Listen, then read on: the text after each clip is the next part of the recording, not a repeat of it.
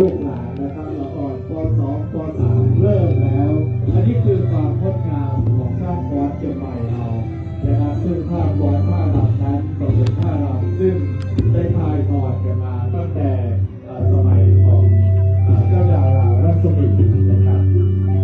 อันนี้ก็จะเป็นกลุ่มของคำพยาบางลายนะครับของคำพยาบางลาย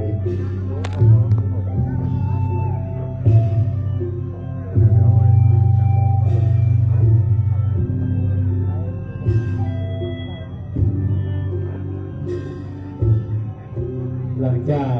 ฟ้อนล้านนาสักการะโดยกลุ่มหอคำพยาบางลายนะครับเสร็จสิ้นเรียบร้อยประเทศเสร็จสิ้นฮะแต่ผ่านไปนะครับขบวนที่3ก็นะฮะจะเป็นขบวนฟ้อนน้อมไว้สาพระบาทเจ้านะฮะโดยคณะศิลป์วัดป่าดาราพิรม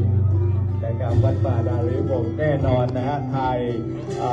ท่ารำนะครับก็จะเป็นสิ่งที่ถ่ายทอดกันมานะครับขบวนที่ 4จะเป็นขบวนอัญเชิญพานสักการะไหว้สานะครับ5 พานนะครับเพื่อที่จะอัญเชิญพานดอก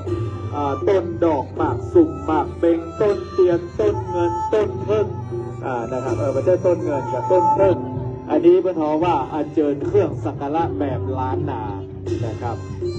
หลังจากที่เป็นอัญเชิญเครื่องสักการะแบบล้านนาเสร็จเรียบร้อยแล้วนะครับก็จะเป็นการอัญเชิญนะครับ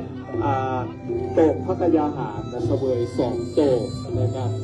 โดยผู้ที่จะอัญเชิญนั้นก็จะเป็นนายทหารสถานีรายงานโดยชนนนะครับและนายทหารจากพระมหาธาตุนภเมธดีดล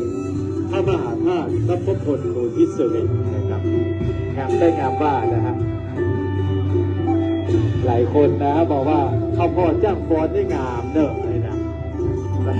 หลายคนที่มาบอกว่าพอจ้างฟ้อนมาได้ที่มันตะไหนต้องพอผ้าไล่ลำนะครับเพื่อใส่เพื่อเขาว่าใส่จิตวิญญาณของความเป็นความอ่อนช้อยของล้านนาของเชียงใหม่ของเรานะครับอันนี้คือคณะหอคำพยาบางลายนะครับทุกคนตั้งใจนะฮะแต่งหน้าแต่งขาเข้าหอมมาตั้งตี 2 ตี 3แล้วมาได้หลับมาได้นอนนะครับเพื่อที่จะมาร่วมพิธีถวายนะฮะในงานพิธีไล่สาพระเจ้าอินทร์พระวิเชียรนนท์ในวันนี้นะครับทุกคนที่ได้มีโอกาสได้ร่วมถวายนั้นนะครับจะรู้สึกตื้นตันใจนะครับปลื้มอกปลื้มใจ